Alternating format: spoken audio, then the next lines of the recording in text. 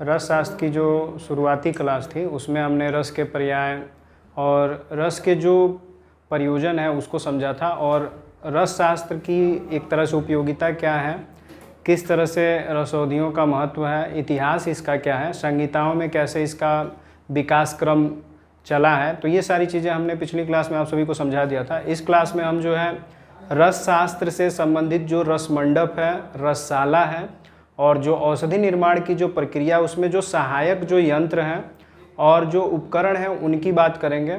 इसमें हम जानेंगे कि रसशाला के अंतर्गत जो भवन निर्माण है वो कैसे होना चाहिए, क्या चीज़ें उसके लिए मुख्य हैं, और जो रसमंडप है वो किस तरह से तैयार होना चाहिए, शास्त्रोक्त जो चीज़ें हैं वो किस तरह से सम्मिलित हैं। तो यहाँ पे सबसे पहले बात होती है रसशाला की। रसशाला है क्या? तो जैसे आपको बता दें कि भेषज कल्पना में अगर भेषज बोला जाए तो औषधि होता है, उसी तरह रसशाला में अगर रसज बोला जाए तो उसका मतलब भी औषधि होता है। और भेषजगार कहिए या रसशाला कहिए, बात एक ही है। दोनों का मतलब ये हो गया कि ऐसा स्थान जहाँ पे औषध निर्माण किया जाता है। तो हम इस क्लास में जो है रसशाला और रसमंडप पे ज़्यादा ध्यान देंगे। वैसे तो आपके पाठ्यक्रम में इसको सम्मिलित नहीं किया गया है, लेकिन हमारा अनुमान ये है कि इससे भी प्रश्न बन सकते हैं। कारण ये है कि यह इस सब्जेक्ट का सबसे अहम हिस्सा है, सबसे मुख्य टॉपिक है, इसलिए इसको भी हमने आपको पढ़ाने का थोड़ा सा ये किया है कि नहीं आपको अच्छी तरह से समझ में आ जाए, इस हिसाब से टॉपिक इसमें इन्वॉल्व किए गए इस क्लास में। तो रसशाला एवं रसमंडप है। रसशाला अगर बोला जाए तो ऐसा स्थान विशेष जहाँ पे औषधि निर्माण हो रहा है, और जब रसमंडप की बात की जाएगी तो रसमंडप का मतलब ये हो गया एक ऐसा बाधित क्षेत्र या एक ऐसा सीमित क्षेत्र जहाँ पे औषधियों के निर्माण से संबंधित कार्य किया जा रहा है। शॉर्ट में समझने के लिए समझ लीजिए कि अगर रसशाला बोला जाएगा तो रसशाला का मतलब एक विस्तृत क्षेत्र है, बड़ा क्षेत्र है, बहुत ही बड़ा क्षेत्र जहाँ पे दवाई का निर्माण किया जा रहा है, औषधि का निर्माण किया जा रहा है। लेकिन अगर उसके अंदर जहाँ पे जो पार्ट वाइज जो दवाइयाँ बन रही हैं अलग अलग जगहों पे, उसको हम रसमंडप कह सकते हैं। जैसे जहाँ पे औषधियों को भस्म करना, उनको कूटना, पीसना, उनका एक तरह से प्रक्षालन करना, ये सारी चीज़ें जहाँ पे हो रही हैं, एक सीमित क्षेत्र जिसको हम रसमंडप कह सकते हैं। जैसे अगर हम बोलें एक भवन, तो भवन जो है जिसमें कई कमरे हैं और अलग अलग उद्देश्य से उन कमरों का प्रयोग किया जा रहा है, तो वह रसशाला हो गया।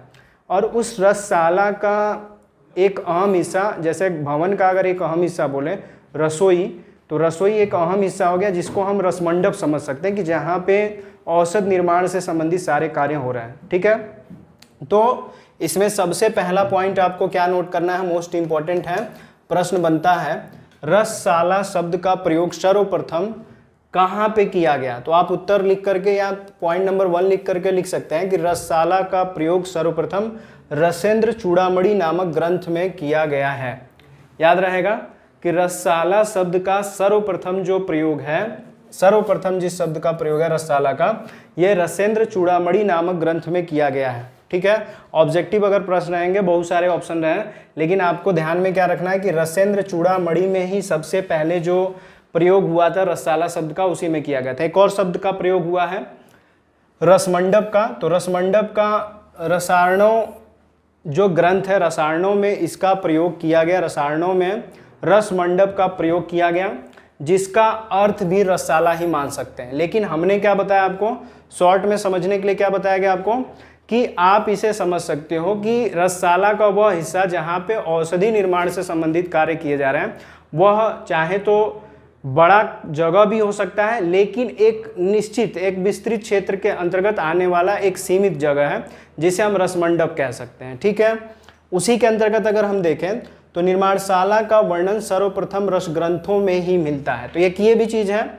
निर्माणशाला का मतलब रसशाला ही है जहाँ पे औषधियाँ निर्माण की जा रही हैं। तो निर्माणशाला का भी जो वर्णन है सबसे पहले कहाँ पे मिलता है, रस ग्रंथों में ही मिलता है। तो रस ग्रंथ कौन कौन से हैं? बहुत सारे रस ग्रंथ हैं, जैसे रसेंद्र चूड़ामणि है, रस तंत्र, रस हृदय तंत्र है, इसी तरह से रस रत्नाकर समुच्चय है। बहुत सारे ऐसे ग्रंथ हैं जिसमें रसशाला से संबंधित जो चीज़ें हैं वो वर्णित की गई हैं, और जो रसौषधियाँ हैं उनके निर्माण से संबंधित जो प्रक्रिया है उसको भी समझाया गया।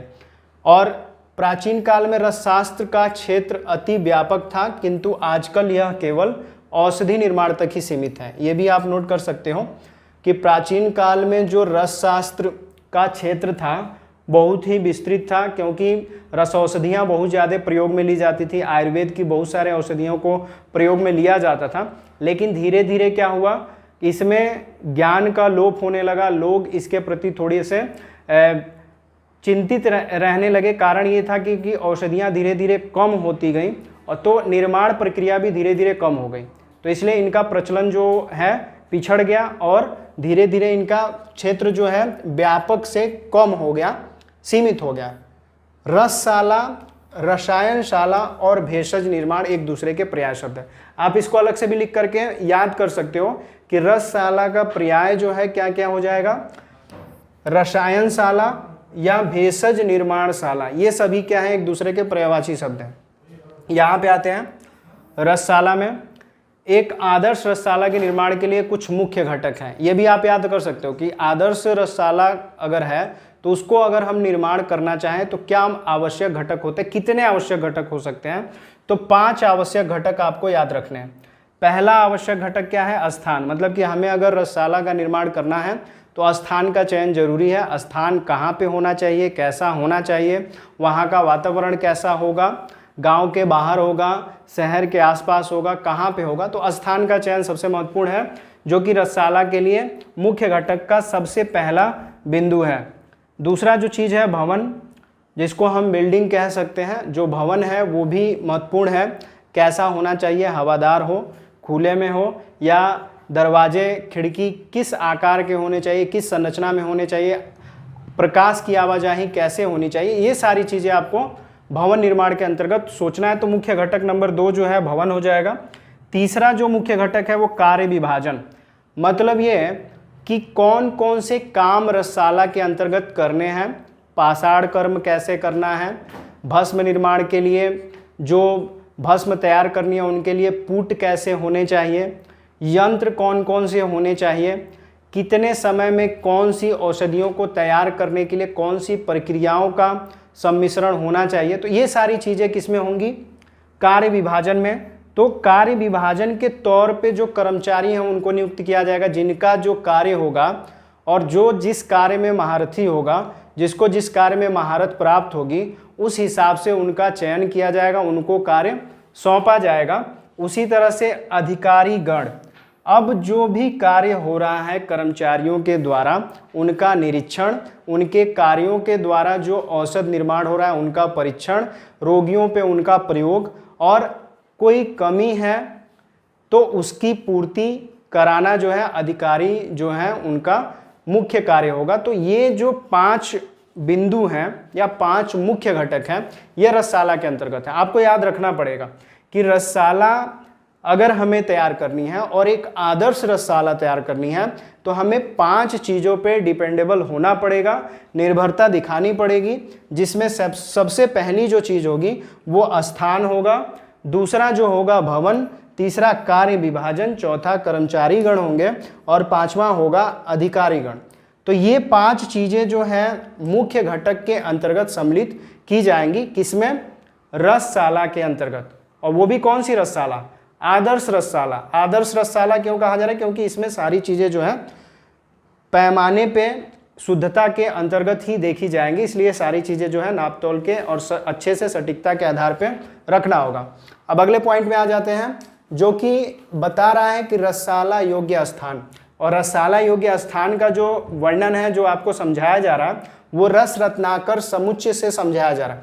रस रत्नाकर समुच्चय में 6/11 से 12 तक, अध्याय नंबर 6/11 से 12 तक जो है रसशाला योग्य स्थान का वर्णन किया गया है कि रसशाला के लिए जो स्थान का चयन किया जाना है वो कैसा होना चाहिए। ठीक है, तो रसशाला के लिए निर्माण के लिए स्थान का चयन जो है निम्न बातों पे ध्यान रखना जरूरी है। सबसे पहली चीज कि रसशाला का जो योग्य स्थान है कहाँ पे होना चाहिए, मनोहर स्थान। मनोहर का मतलब जो सुंदर हो, अच्छा हो, साफ सुथरा हो, जहाँ पे रहने का मन करे, ज़्यादा समय के लिए हम कार्य ज़्यादा समय तक क्या कर सकें, कार्य कर सके, तो उस स्थान को हम मनोहर, रमणीय या अच्छा आकर्षक स्थान कह सकते हैं। ठीक है, तो मतलब स्थान ऐसा होना चाहिए जो मनोहर हो और जहाँ पे समय तक, अत्यधिक समय तक कार्य किया जा सके।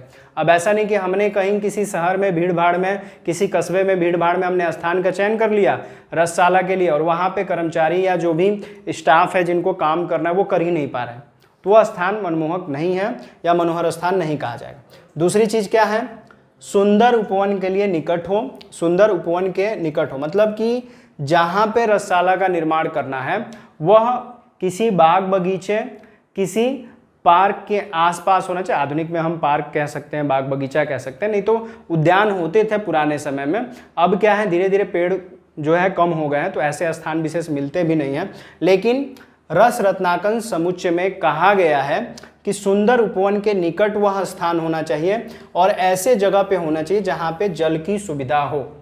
जनसंख्या बढ़ गई है, लोग बहुत ज़्यादा हैं और भूमि कम हो गई है, तो ऐसी उपलब्धता तो ना के बराबर है। ठीक है, लेकिन अगर रस रत्नाकर समुच्चय के अध्याय के अंतर्गत जो वर्णन है उसकी बात करेंगे तो ये चीज़ें होनी चाहिए जिससे औषध निर्माण की प्रक्रिया जो है अच्छी होती है, औषधियों पे भी इसका असर दिखता है। उसी तरह से अगर स्थान चयन में तीसरे बिंदु की बात की जाए तो जहाँ पर प्रचुर औषधियाँ उपलब्ध होती है, मतलब रसशाला जो है ऐसे स्थान पे भी निर्मित होना चाहिए जहाँ पर बहुत सारी औषधियाँ हों। जहाँ पे बहुत सारी औषधियाँ होंगी वहाँ पे रसशाला का निर्माण होना चाहिए।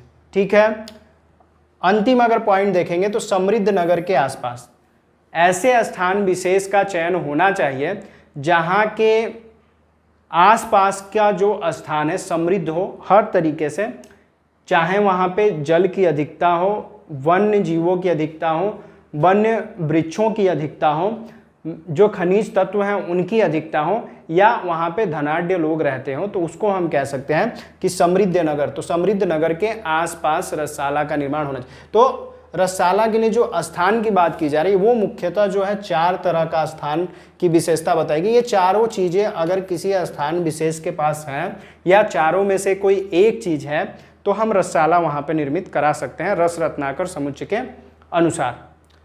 उसी तरह से रसशाला के भवन की बात करें तो इसका भी वर्णन रस रत्नाकर समुच्चय के अध्याय 6/13 से 15 तक किया गया है, जिसमें कहा गया है कि जो रसशाला का जो भवन है वह ऐसा होना चाहिए कि जिसकी दीवारें जो है चारों ओर की दीवारें ऊंची हो, 4 दीवारी से युक्त हो, ताकि कोई भी चीज़ या कोई भी पशु, कोई भी अन्य व्यक्ति जो है आसानी से उसमें प्रवेश न कर पाए।